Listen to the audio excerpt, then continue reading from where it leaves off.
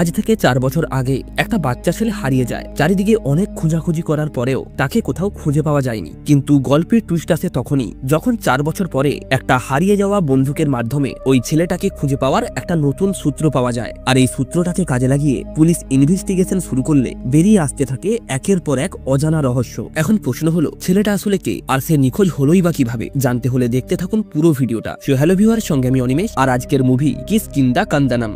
Movie শুরুতেই আমাদের police station দেখানো হয়। সেখানে এক ব্যক্তি তার বন্দুক পুলিশ স্টেশনে জমা করতে এসেছে। আসলে ওই এলাকায় সামনেই ইলেকশন আছে, তাই সমস্ত লাইসেন্স হোল্ডারকারীকে বন্দুক পুলিশ স্টেশনে জমা করতে বলা হয়েছে।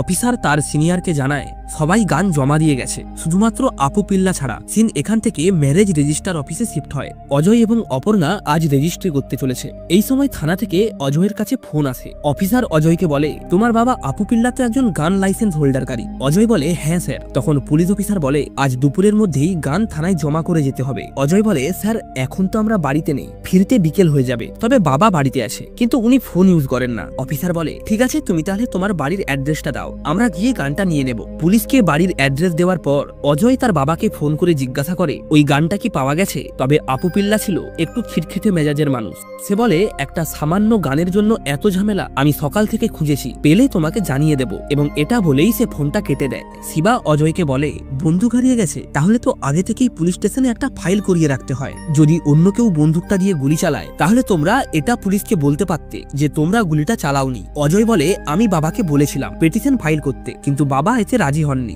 এরপর রেজিস্ট্রি সেরে অজয় যখন বাড়িতে আসে তখন দেখে পুলিশ এখনো তার বাড়িতে রয়েছে। অফিসার আপু পিল্লাকে বলে, আপনি একজন এক্স আর্মি অফিসার, আপনি এত বড় ভুলটা কি করে করতে পারলেন? আপনি কি কখনো ভেবেছেন গানটা যদি অন্য কারো হাতে চলে যায় তাহলে কি হবে? আপনি অন্তত পুলিশ স্টেশনে তো একবার জানাতে পারতেন। আপু পিল্লা বলে, আমার অত ভাবার সময় নেই, আপনি এখনই একটা পিটিশন ফাইল করে দিন। এটা বলে সে ভেতরে চলে যায়। অফিসার অজয়কে বলে, উনি ব্যাপারটার গভীরতা বুঝতে পারছেন না, আপনি যত তাড়াতাড়ি সম্ভব একটা কমপ্লেন পুলিশ স্টেশনে ফাইল করান। পরের দিন সকালে অপর্ণা বাড়ির চারপাশটা ঘুরে দেখছিল। অজয়দের বাড়ির চারিদিকে ঘন জঙ্গল। ঠিক এই সময় অপর্ণা গাছের ওপরে একটা রেডিও ঝুলতে দেখে। তখন অজয় তাকে বলে, ওটা আমাদের বাড়ির রেডিও। একদিন হঠাৎ করেই বাড়ির রেডিওটা খুঁজে পাচ্ছিলাম না, এর মাঝখানে পরে দেখি ওই রেডিওটা গাছের ওপরে ঝুলছে। এই রেডিওটার মতোই গাছের উপরে তুমি আরো অনেক কিছুই দেখতে পাবে। আসলে এখানে ভিন্ন ভিন্ন প্রজাতির বানর থাকে, আর ওরাই এই জিনিসপত্রগুলিকে গাছের উপরে তুলে নিয়ে গেছে।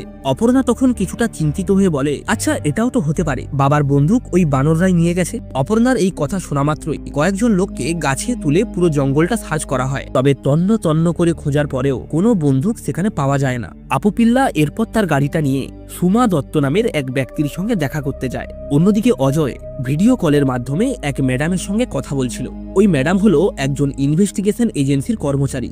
অজয় তাকে চাচ্চু নামের একটা 7 বছরের বাচ্চার সম্পর্কে বলছিল। তাদের কথোপকথনের মাধ্যমে বুঝতে পারি 3 বছর আগে চাচ্চু নামের এই ছেলেটা নিখোঁজ হয়ে যায়, এবং তারপর থেকেই তার আর কোনো খোঁজ পাওয়া যায়নি। চাচ্চুর মায়ের নাম হলো প্রবীণা, এবং তার মাও আজ থেকে 2 বছর আগে গভীর রোগে আক্রান্ত হয়ে মারা গেছে। আর চাচ্চুর বাবা হলো অজয়, অর্থাৎ চাচ্চু হলো অজয় এবং প্রবীণার ছেলে, এবং অপর্ণা হলো অজয়ের দ্বিতীয় স্ত্রী। চাচ্চুর সম্পর্কে সমস্ত তথ্য নেওয়ার পর ম্যাডাম জানায় তিনি কেসটি উপর মহলে হ্যান্ড ওভার করে দেবেন। পরের দিন সকালে অজয় তার অফিসে যায়। সে আসলে একজন বন বিভাগ কর্মী। এই সময় খবর আসে জঙ্গলের মধ্যে কোথাও একটা গুলি চলেছে, তাই তারা তড়িঘড়ি করে বেরিয়ে পড়ে ওই জঙ্গলে কি হয়েছে সেটা দেখার জন্য। অন্যদিকে আপু পিল্লা একটা হসপিটালের রিসেপশনে যায় কিছু তথ্য জানার জন্য, কিন্তু রিসেপশনিস্ট জানায় আপনি যেগুলো চাইছেন সেগুলি ডিলিট হয়ে গেছে, তাই এই মুহূর্তে দেওয়া সম্ভব নয়। কিন্তু আপু পিল্লা তার কোনো কথাই শুনতে রাজি নয়। সে রীতিমতো সেখানে তর্ক শুরু করে দেয়। ফলে ওই ম্যাডাম তখন তাকে বলে, আপনি তো এর আগেও এসেছিলেন এই তথ্যগুলি জানার জন্য। আপু পিল্লা তাকে বলে, আগে এসেছি বলে কি দ্বিতীয়বার আসতে পারি না? রিসেপশনিস্ট আপু পিল্লাকে শান্ত করে বলে, আপনি সেক্রেটারির কাছে যান, উনি আপনাকে সাহায্য করতে পারবেন। এদিকে অজয় জঙ্গলে গেলে দেখতে পায় প্রকাশ সোমা দত্তকে এই গুলি চালানোর জন্য দায়ী করছে, কারণ অতীতে সে তার বাড়িতে বোম বানাতো এবং সবাই মনে করে তার সাথে নকশালদের যোগাযোগ রয়েছে। তবে পর্যবেক্ষণ করে জানা যায় এই গুলি কোনো ছোট হ্যান্ড রাইফেল দিয়ে চালানো হয়েছে। এটা শোনা মাত্রই অজয় কিছুটা চিন্তায় পড়ে যায়, কারণ বেশ কিছুদিন ধরেই তার বাবার হ্যান্ড রাইফেলটা খুঁজে পাওয়া যাচ্ছে না। এরপর রাতে আপু পিল্লা বাড়ি ফেরার সময় হঠাৎ করেই একটা জায়গাতে এসে গাড়ি থামিয়ে দেয়, এবং কিছুক্ষণ পরে অজয়কে ফোন করে বলে গাড়ি স্টার্ট বন্ধ হয়ে গেছে। তাই অজয় এবং অপর্ণা আর একটা গাড়ি নিয়ে ওই জায়গাতে গিয়ে পৌঁছায়। তবে বিস্ময়করভাবে অজয় গাড়িটাকে স্টার্ট করতেই গাড়িটা স্টার্ট নিয়ে নেয়। অজয় বলে হয়তো অত্যাধিক ঠান্ডার কারণে গাড়ির ইঞ্জিনটা বন্ধ হয়ে গেছিল, গাড়ির ব্যাটারিটা পাল্টে দিলে ঠিক হয়ে যাবে। তখন আপু পিল্লা তাকে মেজাজ দেখিয়ে বলে তাহলে এতদিন ঠিক করাওনি কেন, নাকি এটাও আমাকেই করতে হবে? এরপর তারা বাড়ি ফিরে আসে। রাতের বেলায় আপু পিল্লা জঙ্গলের ভেতরে কিছু কাগজ পোড়ায়। পরের দিন সকালে শিবদাস অজয়ের কাছে এসে জানায় থানায় চাচ্চুর নামে কর্ণাটক থেকে একটা মেল এসেছে। এটা শোনা মাত্রই তারা সাথে সাথেই কর্ণাটকের উদ্দেশ্যে রওনা দেয়। এদিকে আপু পিল্লা আলমারি থেকে একটা ফাইল বের করে। সেই ফাইলে চাচ্চুর নিখোঁজ সম্বন্ধিত বিভিন্ন খবরের কাগজ ছিল। ওই খবরগুলো দেখে সে তার ডায়েরিতে কিছু একটা লেখে। এরপর সে আবারও সোমা দত্তের সাথে দেখা করতে যায়। অন্যদিকে অজয়রা কর্ণাটকের একটা মর্গে যায়। অজয় খুবই চিন্তিত ছিল। এরপর তাকে একটা লাশ দেখানোর জন্য নিয়ে যাওয়া হয়। তবে লাশটা দেখার পর তার স্বস্তি ফিরে আসে, কারণ লাশটা চাচ্চুর নয়। পরের দিন অজয় এবং অপর্ণা যখন বাড়িতে বসে কথা বলছিল, তখন আপু পিল্লা এসে অজয়কে বলে তুই কার্পেন্টারকে ফোন করেছিলি? অজয় বলে হ্যাঁ করেছিলাম। আপু পিল্লা বলে তাহলে এখনো আসছে না কেন? আমি তো শুধু আমার দরজার লকটাকেই সারাতে বলেছিলাম, কোনো নৌকা তো তৈরি করতে বলিনি। আজকের মধ্যেই আমার দরজার লকটা ঠিক হওয়া চাই। এরপর আপু পিল্লা সেখান থেকে যাওয়ার সময় অপর্ণার দিকে রাগের চোখে তাকায়। অজয় অপর্ণাকে জিজ্ঞাসা করে তুমি কি বাবার রুমে গিয়েছিলে? আসলে কেউ তার রুমে যাক সে এটা পছন্দ করে না।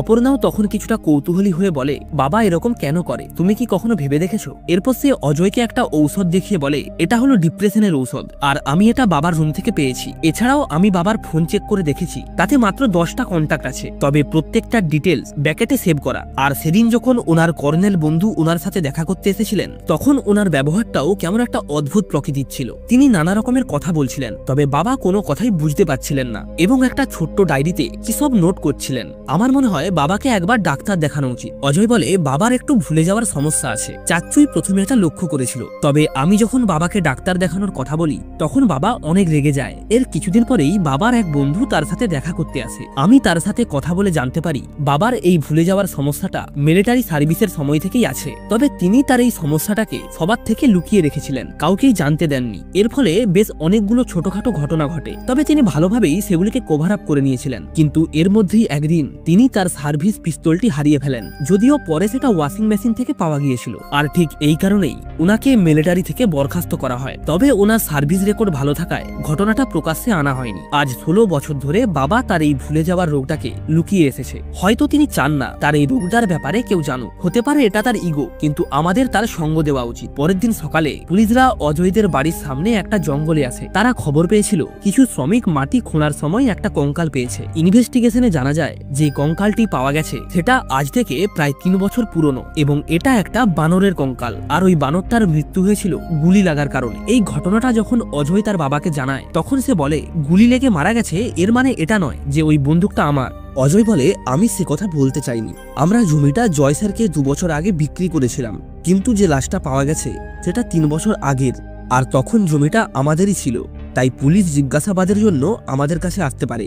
পরের দিন আপু পিল্লা আবার সেই হসপিটালে যায় এবং কোনো একটা ডকুমেন্টস নেওয়ার জন্য রিসেপশনে আবারও ঝামেলা শুরু করে। এরপর ডকুমেন্টটা নিয়ে সে যখন গাড়ি করে বাড়ি ফিরছিল তখন একটা 2 মাথার মোড়ে এসে থেমে যায়, অর্থাৎ সে তার বাড়ি যাওয়ার রাস্তা ভুলে গিয়েছিল।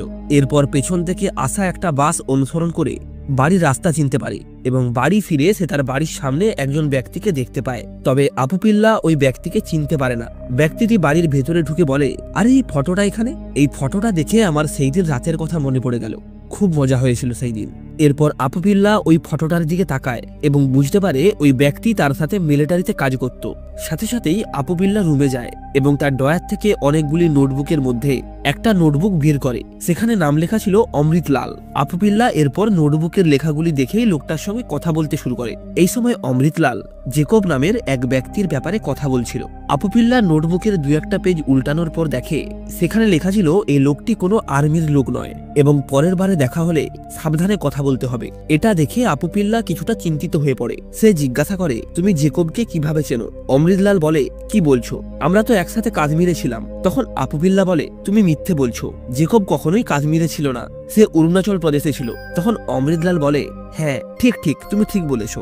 আসলে পুরানো কথা আমার খুব একটা মনে থাকে না, তাই ভুলে গিয়েছিলাম। আপু পিল্লা বলে, জেকবের সাথে আমার যখন বন্ধুত্ব হয়েছিল সে তখন অরুণাচল প্রদেশে থাকতো। তখন সাল ছিল 1986। আর তুমি আগেরবারে বলেছিলে তুমি 1986 সালে শ্রীলঙ্কাতে ছিলে। তুমি শ্রীলঙ্কা থেকে কিভাবে জেকবের সঙ্গে বন্ধুত্ব করলে? তার মানে তুমি আমাকে মিথ্যে কথা বলছো। অমৃতলাল ধরা পড়ে সে বুঝতে পেরে তখনই বাড়ি থেকে বেরিয়ে যাওয়ার চেষ্টা করে, তবে আপু পিল্লা তার হাত টেনে ধরে। তখন তাদের মধ্যে হাতাহাতি শুরু হয় এবং দুজন দুদিকে ছিটকে পড়ে। তবে আপু পিল্লাকে দেখে বোঝা যায় যে এতক্ষণ যা হয়েছিল সে ব্যাপারে তার কিছুই মনে নেই।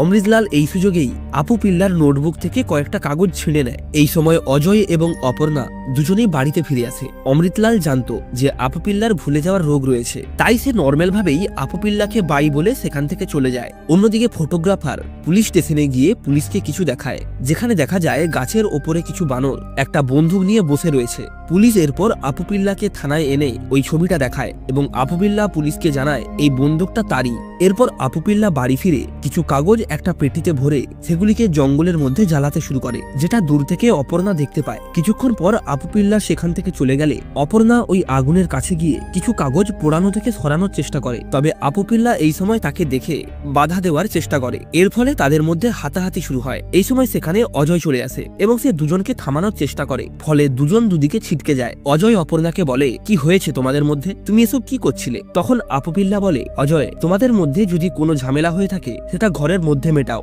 বাইরে এরকম সবার সামনে ঝামেলা করলে সবাই উল্টোপাল্টা কথা বলবে। এরপর সে সেখান থেকে চলে যায়। অর্থাৎ এতক্ষণ এখানে যা হয়েছিল আপু পিল্লার তার কিছুই মনে নেই। অজয় অপর্ণাকে বলে, এবার তুমি খুশি তো? অপর্ণা তখন বলে, আমার মনে হয় বাবা কোনো একটা বড় প্ল্যান করেছে। অজয় বলে, এমনই অনেকেই বাবার নামে অনেক কিছু বলে, এখন তুমিও এসব বলছো। অজয়ের পর সেখান থেকে চলে যায়। এই সময় অপর্ণা সেখানে একটা চাবি পড়ে থাকতে দেখে। কিছুক্ষণ পর অজয়দের বাড়িতে ফরেস্ট অফিসার আসে এবং তারা আপু পিল্লাকে জিজ্ঞাসাবাদ করার জন্য থানায় নিয়ে যায়। অফিসার আপু পিল্লাকে জিজ্ঞাসা করে, সোমা দত্তের কাছ থেকে আমরা সমস্ত ঘটনা জানতে পেরেছি। 3 বছর আগে আপনার বন্দুকের গুলিতে ওই বানরটি মারা গিয়েছিল, তবে এর পরে বন্দুকটির কি হয়েছিল তা সোমা দত্তও জানে না। এখন আপনি বলুন এর পরের ঘটনা কি? অন্যদিকে অজয় এবং অপর্ণা সোমা দত্তের সঙ্গে দেখা করতে যায়। সোমা দত্ত জানায়, সেদিন আমি আপু পিল্লার সঙ্গে দেখা করতে গিয়েছিলাম। সেই সময়ে আমি একটা বন্দুকের আওয়াজ শুনতে পাই এবং আমি দৌড়ে জঙ্গলের মধ্যে আসি। তখন আপু পিল্লা বেত নিয়ে চাচ্চুকে মারছিল, কারণ সে বক্স থেকে বন্দুকটি বের করে এবং সেটাকে আনলক করে একটা বানরকে গুলি করে মেরে ফেলেছে। এটা নিয়ে পুলিশকে হতে পারে এই ভেবে আমি সেই দিন জঙ্গলে একটা গর্ত খুলে ওই লাশটাকে পুঁতে দিই। তবে এত কিছুর পরেও আপু পিল্লা আমার সাথে এমনভাবেই কথা বলছিল যেন কোনো কিছুই হয়নি, সবকিছুই নর্মাল আছে। এরপর আপু পিল্লা যখন জানতে পারে তার বন্দুকটি হারিয়ে গেছে, তখন সে আমার কাছে আসে এবং ওই দিন রাতে কি হয়েছিল তা জানতে চায়। এরপর মাঝে মাঝে আমার কাছে এসে একই প্রশ্ন জিজ্ঞাসা করত এবং আমি যতবারই উত্তর দিতাম এমনভাবেই শুনতো যেন প্রথমবার শুনছে। এদিকে পুলিশের জেরার মুখে পড়ে আপু পিল্লা অনেক ভয় পেয়ে যায়। তার শরীর থেকে ঘাম বেরোতেছিল এবং এর কিছুক্ষণ পরেই অফিসার লক্ষ্য করে ভয়ের চোটে আপু পিল্লা প্রস্রাব করে ফেলেছে। অন্যদিকে অপর্ণা ওই পুড়ে যাওয়া কাগজগুলি ঘাঁটতেছিল এবং সে একটা কাগজকে ভালো করে লক্ষ্য করলে দেখে সেখানে লেখা আছে 2টো বুলেট মিসিং। এরপর অপর্ণা আপু পিল্লার রুমে যায় এবং তার লিখে রাখা সমস্ত নোটকে পর্যবেক্ষণ করতে থাকে। এই সময় সে আলমারি ঘাঁটতে ঘাঁটতে সেখান দিয়ে তার পিস্তলটি খুঁজে পায়। এটা দেখে অপর্ণা খুবই অবাক হয়ে যায়, কারণ বন্দুকটি যদি ঘরেই থাকে তাহলে আপু পিল্লা সবাইকে কেন বলছে যে বন্দুকটি হারিয়ে গেছে। অন্যদিকে অজয় অমৃতলালকে নিয়ে পুলিশ স্টেশনে যায়। আসলে অমৃতলাল হলো একজন থেরাপিস্ট, আর সে মাঝে মাঝেই আপু পিল্লার বাড়িতে যেত তাকে থেরাপি দেওয়ার জন্য। ডাক্তার পুলিশকে আপু পিল্লার মেন্টাল কন্ডিশন সম্পর্কে জানায়, যার ফলে পুলিশ আপু পিল্লাকে ছেড়ে দিতে বাধ্য হয়। বাড়ি ফিরে অজয় টেবিলের ওপর ওই পোড়া কাগজগুলি দেখে খুবই রেগে যায়। সে অপর্ণাকে বলে, সবাই এমনভাবেই বাবাকে দোষী করছে আর তুমিও তাকে দোষী করার জন্যই উঠে পড়ে লেগেছ। তখন অপর্ণা সেই বন্দুকটা দেখিয়ে বলে, এটা আমি বাবার রুম থেকে পেয়েছি আর এগুলি আমি করছি কারণ আমি জানতে চাই চাচ্চুর সাথে কি হয়েছিল। আমার তো মনে হয় বাবা অনেক কিছুই জানে, কিন্তু তার এই ভুলে যাওয়ার রোগকে কাজে লাগিয়ে যেগুলি জানে সেগুলোও কাউকে বলতে চাইছে না। তখন অজয় বলে, বাবাও এসব করছে শুধুমাত্র চাচ্চুর ব্যাপারে জানার জন্য, তবে কোথা থেকে কিভাবে শুরু করবে তা বুঝতে না পেরে বিভিন্ন জায়গায় তাকে খুঁজে বেড়াচ্ছে। আসলে উনি আশেপাশের লোকের কাছ থেকে নিজের বিষয়েই জানার চেষ্টা করছে। উনি অন্য কারোর উপরে নয়, নিজের উপরেই সন্দেহ করছেন। উনি সত্যটা জানার পরে সমস্ত তথ্য পুড়িয়ে ফেলেন এবং পরে যখন আবার সবকিছু ভুলে যান তখন আবার প্রথম থেকে তদন্ত শুরু করেন। অপর্ণা বলে, হয়তো বাবা কেসটিকে আগে থেকেই সলভ করে ফেলেছেন। চাচ্চু মিসিং হয়েছিল 19 তারিখে, তবে থানায় ডায়েরি করা হয়েছে 20 তারিখে। তুমি কি আমার থেকে আরো কিছু লুকোচ্ছ? এরপর আমাদের সেই দিন রাতের ঘটনা দেখানো হয়। অজয় সকালে প্রবীণার কেমোথেরাপি করিয়ে দুপুরে কাজে চলে যায়। এরপর সে যখন রাতে বাড়ি ফেরে তখন সে দেখে চাচ্চু মাটিতে রক্তাক্ত অবস্থায় পড়ে আছে এবং প্রবীণা তার পাশে বসে কাঁদছে। চাচ্চুকে এমন অবস্থায় দেখে অজয় অনেক কাঁদতে শুরু করে। সে জিজ্ঞাসা করে, এসব কি করে হলো? প্রবীণা বলে, চাচ্চু গান চুরি করে আমাকে কিছুতেই দিচ্ছিল না। আমি জোর করে সেটা নেওয়ার চেষ্টা করলে গানটি ভুলবশত চলে যায়। অজয় হঠাৎ লক্ষ্য করে প্রবীণা কেমন একটা নেতিয়ে যাচ্ছে। তার পাশে একটা ঔষধের খাপও দেখতে পায়, অর্থাৎ প্রবীণা ওষুধের ওভারডোজ নিয়েছে। তাই অজয় প্রবীণাকে নিয়ে গাড়িতে ওঠে হসপিটালে নিয়ে যাওয়ার জন্য। আর সেই সময় তার বাবা না থাকায় সে ঘরের দরজাটা বন্ধ করেই চলে যায়। প্রবীণাকে হসপিটালে অ্যাডমিট করিয়ে অজয় বাড়ি ফিরে আসে সমস্ত মেডিকেল রিপোর্ট নেওয়ার জন্য। তবে সে বাড়ি ফিরে খুবই অবাক হয়ে যায়, কারণ তার রুমটা সম্পূর্ণ পরিষ্কার ছিল এবং সেখানে চাচ্চুর বডি ছিল না। এরপর সে যখন ডাইনিং রুমে যায় তখন দেখে তার বাবা স্বাভাবিকভাবে বসেই খাবার খাচ্ছে। এখান থেকে সিন কয়েক মাস পরে শিফট হয়। একদিন অজয় লক্ষ্য করে তার বাবা জঙ্গলের মধ্যে কিছু জিনিস পোড়াচ্ছে। তখন সে তার বাবার কাছে যায়। তার বাবা বলে, আমার শুধু জানার ছিল আমার কারণে চাচ্চুর কোনো ক্ষতি হয়েছে কিনা। এমন কোনো মিথ্যে বলো না যেটা ঠিক না করা যায়। আমি জানি না এই ঘটনাটি কার হাত দিয়ে ঘটেছিল, তবে এই ব্যাপারে আমি তোমাকে কিছু জিজ্ঞাসাও করব না। যে সত্যি কোনো কাজের নয় তাকে পুড়িয়ে ফেলাই ভালো। আমি জানি আমার এই রোগের কোনো চিকিৎসা নেই, আর এখন আমি এই রোগের সাথেই খুশি আছি। এরপর অজয় তার বাবাকে জড়িয়ে ধরে। সিন এখান থেকে বর্তমানে ফিরে আসে। অজয় অপর্ণাকে বলে, সেই দিন রাত থেকে আমার মনে একটা প্রশ্ন রয়ে গেছে, চাচ্চুর লাশের কি হলো? তবে এটা জিজ্ঞাসা করার মতো আমার আর সাহস হয়নি, আর জিজ্ঞাসা করলেও আমি জানি না বাবার এটা মনে আছে কিনা। অজয় এবং অপর্ণা দুজনেই জানে তারা আর কোনোদিন চাচ্চুকে খুঁজে পাবে না, কারণ সে তো আর বেঁচে নেই। তবুও তারা সমাজের কাছে অভিনয় করে। চাচ্চুকে খোঁজার জন্য তারা এরপর নাগপুরের উদ্দেশ্যে রওনা দেয়। আর অন্যদিকে আপুবিল্লা প্রতিদিনের মতো চাচ্চুকে খোঁজার ইনভেস্টিগেশন শুরু করে। এর সাথেই এই অসাধারণ মুভিটা এখানেই শেষ হয়। ভিডিওটা ভালো লেগে থাকলে অবশ্যই একটা লাইক করে দেবেন, আর এমনই সব অসাধারণ মুভির এক্সপ্লেনেশন পাওয়ার জন্য সাবস্ক্রাইব করবেন ফিল্মেশন ওয়ার্ল্ড।